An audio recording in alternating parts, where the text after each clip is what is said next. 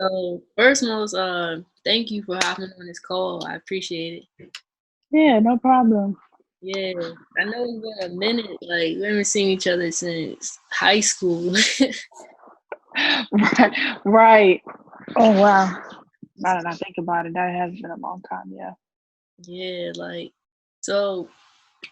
I just want to ask you about this experience right now. I know you coach at Coppin, and the way that just like ended. For college is crazy. College sports. So, how has this like impacted you as a coach? Just how it just ended so abruptly. Man, well, this was like my first year as a Division One coach, of course. So Yeah. it's really a learning experience. Um, I coached JUCO before the year before, Okay. um, but it was just crazy. Uh, I can remember we were coming back from the MEAC tournament, and there was an email sent that as soon as everybody got on campus, we had to make sure everybody got home. Mm, So on our, I think the day before we actually took off to come back to Baltimore, yeah. we had to make sure that every single girl had a flight or a train ride home. They had to pack whatever they could pack, and that was it. And we had to make sure everyone got home, got where they were supposed to go. And the next thing I know, I want to say we got back Wednesday. That Friday, it was closed. Dang. That's Couldn't come back on. Yeah, couldn't come back on campus. Um, you couldn't even go into the locker room to get your stuff. So, like one by one, the girls had to come back, get their stuff because eventually it was, yeah. said that the school's gonna be closed for the rest of the semester. Summer now, so Dang. Yeah, like so how does this affect y'all like recruiting? I saw like some NCAA rules like like the Final Four, they shut that down and I know that's big for networking. So like how is this like what's going on with that? I don't know how that's like working. oh yeah, so the Final Four this year, WBCA, that was really big. That was it was gonna be a NOLA, so that was gonna be like a really good networking experience. But I mean, I guess you gotta keep the ball rolling. So Twitter is really great as Mm, far as networking. The WBCA has been really great at continuing, the classes and the seminars that we would have been doing down there. They're having them virtually online. So we're still getting the same, just with the social distancing. So yeah, Twitter has been a great networking. Of course, Instagram has been really great. And um, I guess it's kind of just reaching out and, introducing yourself, finding out what you have in common or what do you like about another coach and just sharing your thoughts. And like I said, the WBCA has been really great at having different conferences, different seminars, like coaches breaking down offenses, defenses, mm, player development. They just had one with Gino. So you're um, still getting it, it's distance, but we're still getting the same action as if we were to do it live. So yeah, that's what's up. So mhm. my bad with the phone. I'm No, like you're fine. yeah. But yeah, next question I have is so how is it been like being home? Do you like working from home or is it like a challenge like being in the house? For me personally, it's okay. Um, I come off like I'm extroverted, but I'm really introverted. So staying home and doing stuff behind the scenes is really a breeze for me. Mm-hmm. I do like, though, I do miss like actually going to see basketball and like meeting people that way, like just reconnecting. Um, the last networking event that I went to was down at First Baptist Church. Okay. Around, I think that was a Thanksgiving. Okay. I mean, that was the last action and before this whole thing went down. So I do miss that. I Yeah. miss that part of it. But working from home, talking to people, networking behind the scenes, you know, that's Yeah. me. Yeah, that's what you do. That's good. Yeah, Yeah. so let's talk about like your career. Like I know you was a hooper, like people probably forget. Like I Oh remember man. Man, yeah. So a lot of people are like, "You played, you did this," and I'm like, "Yeah." I'm like, "I did.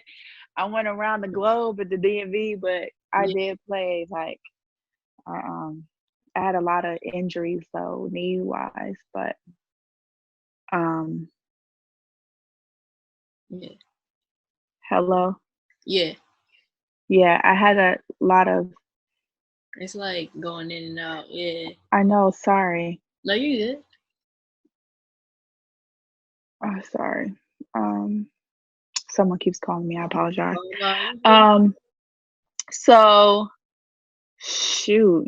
I mean, yeah, I was around. I was everywhere in the DMV. I played at Riverdale Baptist, the Yeah. Academy of the Holy Cross, Yup, I remember. Saratsville, because Okay. of the WCAC rule. I You didn't know, know like that. you can't. I didn't know that's harassment. Yeah, so I went to Saratsville for like it sounds crazy, just the basketball season, literally. Okay. Um, and then that's when I got hurt Okay. my junior year. So I was at Riverdale Baptist. Um, I was there with like a Tara Franklin who went to Virginia, Yeah. Ulysses Richmond who ended up going to Indiana Tech. Like we were supposed to be like the Fantastic Four of a Riverdale Baptist. Okay. Coach Diane was the coach there too as well. Yeah. But then she was presented with an opportunity that was great. And so when Hmm. she left, like I don't know, I really confided in Coach Diane and everything like that. So it was like that's who I wanted to play for, Right. Right. especially with the whole Team Excel thing. I played with Team Excel. I played with Lady Magic. We ended up going into the Hall of Fame in Yeah. Kansas. I We remember. went undefeated the entire. That was like we went in undefeated the entire season, all the way to the national championship. Yeah. Um, then we kind of never heard of another Lady Magic since then. Man. Um, No. so yeah, when she left, I went to the Academy of the Holy Cross. Okay. We ended up doing really well. I started peaking then. I started getting like really, really better. Okay. I believe Holy Cross got me where I needed to be. Then that didn't work out so well because I heard Coach Diane was coming back. Yeah. So I was like, oh, this is my chance. Like I'm coming back. I want to come back. So of course, WCAC, like you can't go from, just like Division 1, you can't go from another Right. private to private. Right. So I had to like basically sit out a year. I went to Saratsville. Yeah. We went all the way to States, played Digital Harbor, lost there, Okay.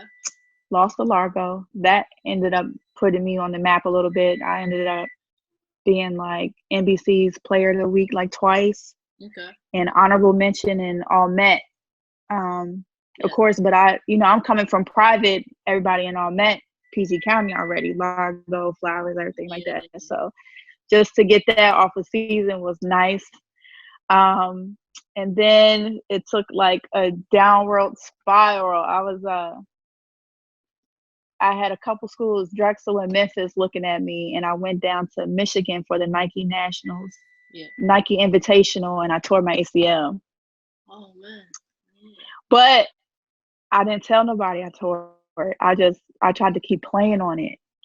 Mm, Um, I got exposed down in Georgetown at another Nike Invitational, okay. um, because I had actually tore it again. Mm, So that was the second time that I couldn't fake it. That time I couldn't even get up. Like, yeah.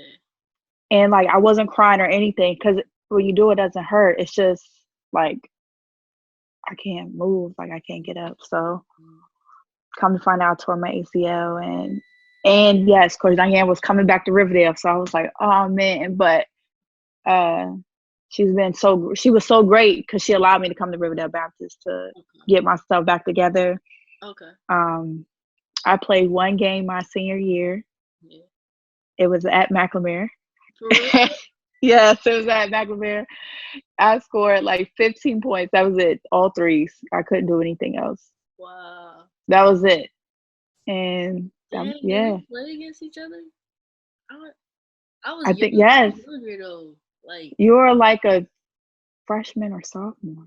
Yeah, that's Yeah. Yep. Yeah, because you were the point guard. Yes. My senior. I don't even play. That was the only game I played, and I was like, oh, like so. Yes, we played you. I think you were fresh. Yeah, freshman. yeah. Yes, a freshman. So that's crazy. Oh, and then I went to JUCO out in Kansas. I had an open tryout. JUCO picked me up, and No, I had an opportunity to go to UTEP, but I tore my ACL again. are you serious? 3 times? Tore my ACL 3 times. Was I it tore the it. knee or the other one? So my first one was a reconstruction, Okay. and then that was in my left knee, and then my right knee I tore again. Um, I tore it in a summer league that they held. They don't hold it no more down there, but it was at I believe it was at St. Mary's. Okay. I tore it there. I knew I tore it too. They were like, "Don't say that," I was like, "I know I did." To come to Yeah. find out, I did. So UTEP kind of passed me up, and then I was blessed to go to Slippery Rock, and that's pretty much where I ended my career because I had 2 years of eligibility left, but I ended up tweaking my knee again. I tore my meniscus. So that was the end. That was that was it. I had the option of going to surgery and possibly having terrible arthritis Right. and wearing Velcro shoes by the time I was 30, or I could just call it, like hang it up. And like you're 22 years old. That's so devastating. It's Right. like Right. I didn't know what else I wanted to do. I was like, oh my God. Like Yeah. that was it. So I had to hang them up. How did you get through that? Like, cause I know coming out of college, it was like it hit me hard. I was like, so like now what? Like even though I was trying to go overseas, you still have like what 3-4 months to kind of like figure out Yeah. what you really want to do. So like, how was that like transition? Well, younger, I was very immature and like ego. Uh, I had an opportunity to go back to Slippery Rock, but I mean, I was such a like in my book, such a high profile athlete in yeah, the DMV. yeah, I was not going back to school to be a regular student. Like I couldn't get over that. Like I yeah, couldn't get over the fact that I was about to be a regular student in college. Like yeah, no basketball, like no yeah, practice. And then it just started dawning on me, like all the things I took for granted, like being tired of going to practice. I can't even practice. Being tired of running and complaining about I can't even run. Like mhm, I had a little bit of depression because I really at that point, I think it was about 2 months, like 2 months later, after I decided, like, all right, I can't play no more. I had no idea what I wanted to do. yeah, Like, no idea. Like, I, I just finished school. I got my one degree in computer science, and then I got another degree in education. But I didn't like. All I knew was basketball. Like, I watched basketball. I played basketball. right. I talked basketball. I mean, like That was it. that was it. Yes, that was it. I don't know. I think it took like a year for me to like really, really accept the fact that for me that was it. Yeah. And then I got a phone call like out of the blue, like yeah, because I was about 24. I got a phone call out of the blue and was like, "You think about coaching?" Hmm. And I was like, no. Like, no. I couldn't say that because I was like, I'm about to sit here and tell people to do, like, I want to be out there. Like, I can't tell them to do what I want them to do. And Right. it was and it was at Capital Christian. Okay. It was to be a volunteer. And I don't know, I was really behind the scenes. Hmm. I mean, I was like, okay, I'll be around basketball, but these were high school kids, like, I don't know. And I was very young too. So I was Yeah. very, very low key. Like I didn't say much. I didn't, Yeah. like I showed them certain things, but I just, my mind was wrapped around the fact that like I can't be around something I want to do. Mhm. Mhm. And then we were down at Title IX, and my coach got backed up and couldn't make it, and I was the one that had to coach the game. Oh. Oh man, I was put on the spot, and we were playing Coach Bullock, Cesar Chavez, Okay. and I was sitting there like, I'm about to coach against Coach Bullock. I'm sitting here by myself. I'm texting my coach like, "Where you at?" She's like, "I'm just not gonna make it to the third game." So I'm like, "I gotta do 2 games." Like, oh my gosh. Dang. And I don't know. It was like some click. Like, oh, Yeah. we gonna run the play that I ran in college. Like, we gonna. I remember I can't run it, but I remember how to run it. Like, I guess, that's the perks of being like a point guard, shooting guard. You gotta, you know your plays. So, Mhm. man, we ran this play and we won. And I was like, oh, okay, maybe and then the second game, I was sitting there like going over like things that I did in defense, telling the girls, and they were really responsive, I guess, because they had no choice to. Yeah. And we won that game. I was like, oh, Dang. maybe I don't know if I could be a head coach all the time, but like maybe I can do this coaching thing. Like Right. it isn't that different. Right. The only difference is I'm not playing, but I can tell you what plays to make. Mm. I could tell you what I would do if I was in this situation. Like, True. so that's kind of how it unfolded. And then I got with programs like Team Takeover, Fairfax Stars, Elite. I used to play for them, so Aggie she presented me with an opportunity Yeah. to Dope. coach there, and then it just went from there. And then from there, I got CCBC, and then Yeah. from CCBC, I got to Coppin, and Wow. I'm just hoping to keep growing and become a master learner. Yeah. So That's a unique story because like most people you see, they go at a GA position or director of op and then they move up to mm, this coach. Like you start off as a volunteer and they kind of just like creeped up on you. So that's a unique story. yeah, it happened fast. Okay, like because I was, as I was going, I was like, I'm skipping steps, like Yeah. so. But I mean, I guess it could happen for anybody as long as you know. I think for me, like I knew my place. Like I'm trying to learn. Hmm. I'm not in a position to try to tell anybody what to do. I need to learn. I want to be a master learner. Like, Right.